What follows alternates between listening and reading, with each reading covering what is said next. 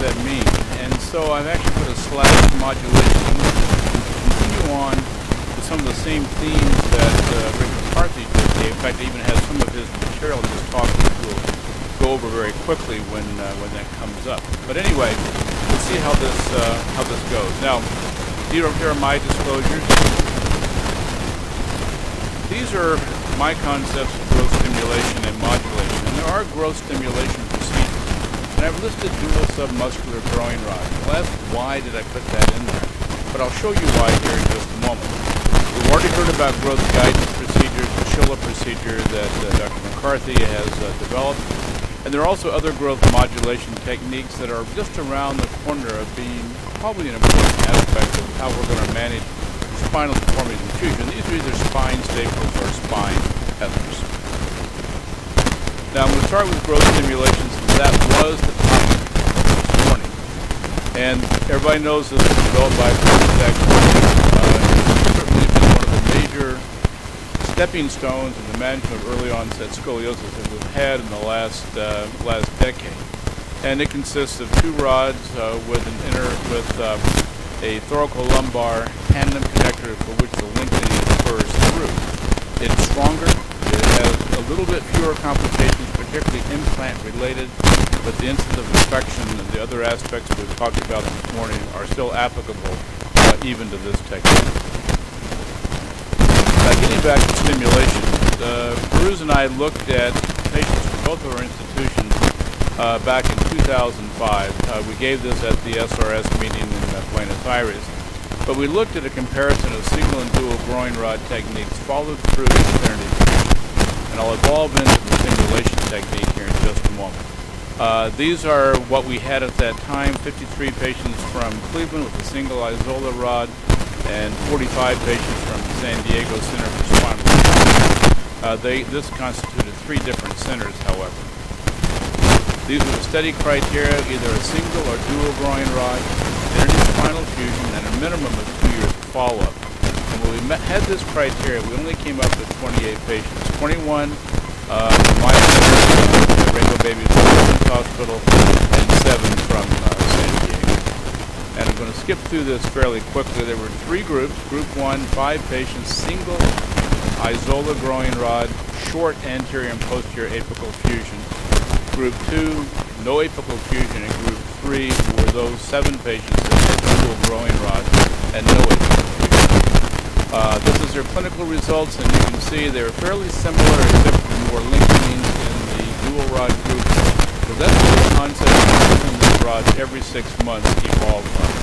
We found that if you're lengthening every 6 months, irregardless of what the curve measurement is, you seem to get the best overall results. So that's why we have more lengthenings in group 3 than the other 2 groups.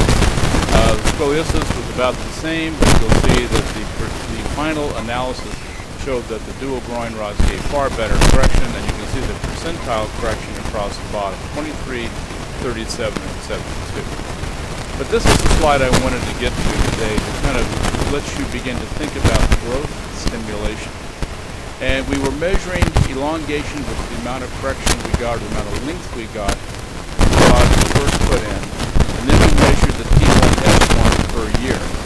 And at the end, we took the combined length that we had, the T1S1 length, we compared that to the nucleo table on the amount of growth expected per year, per gender, per age. And what we actually found in group 1 with the apical fusions, we only had 25% of the expected growth of the spine in those children. And that's the single rod with apical fusion. We had about 80% of expected growth in the single rod without an apical fusion. But we had 130% growth in the children that had dual growing rods without a fusion. How do you get to 130%? And this is something that still kind of perplexes us to this day. But we do think it's a matter that when you are linking the rods every 6 months, you are driving the spine. And we've now coined that term just as a way of showing that we're actually getting longer length out of the spine. The percent correction and the actual curve measurement may stay the same, but the spine appears to be elongated in response to the distraction forces we're applying to the spine over time. So this is where the growth stimulation seems to come into play.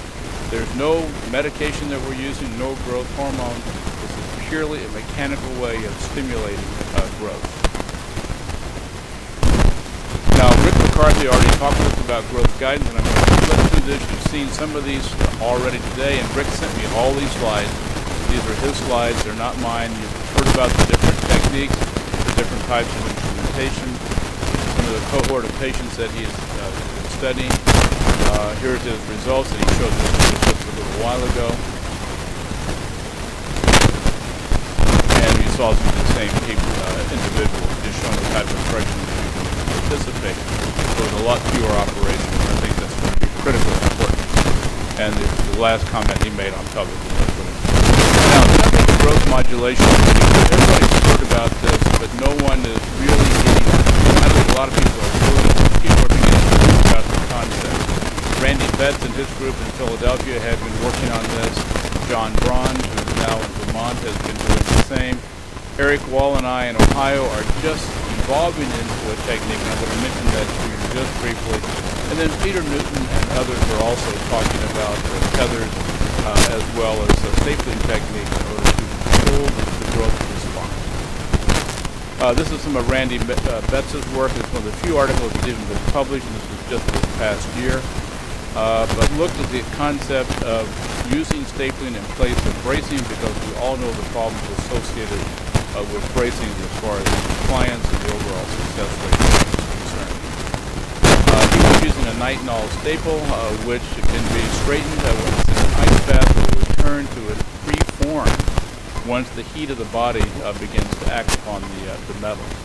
And so you get a really good bite into the bone. You get a constant force after implantation. It has very good pull-out strength, and that pull-out strength is one of the problems associated with it. If you need to go back and take this out, you cannot get it out because you can't re-cool the nitinol material. It has to be pulled out, and it will tear through the disc and the end plates of the vertebral body. And there's single prong, dual prongs that can be utilized. This is Randy's work looking at his patients with a minimum of 2 years of follow-up. These are some of their inclusion criteria. As you see, idiopathic scoliosis, RISR 0 to 1, curves 20 to 45 degrees, and a minimum of 2 years of follow-up. These are the results. They actually had complete data on 28 of their 29 patients. There were 41 curves in these 29 patients, and the mean age at the time of insertion of the staple was about 9.5 years. Their success was modestly defined as improved, as they had 10 degrees of improvement from the preoperative curve, 10 degrees or more of improvement, and no change if the curve stayed within 10 degrees of the preoperative measurement. If the curve progressed, it was considered failure. Thoracic curves, and you can see here that the small curves did well. Curves less than 35 degrees, they have a 79% success rate. Curves measuring less than 20 degrees in the first direct radiograph have even better correction, because when you put these staples in, you put them in the lateral decubitus position, you're getting some correction of the spinal deformity at the time of insertion. And in patients with bigger curves, those greater than 35 degrees, almost 3/4 of them had progression past 50 degrees. So curve magnitude is important, particularly in the thoracic spine. Here's just an example of some of the work that they were doing. A 12-year-old, 31 degrees, and 4 years later measures 22 degrees. And above all, this patient has a flexible spine, did not progress when they reached skeletal maturity.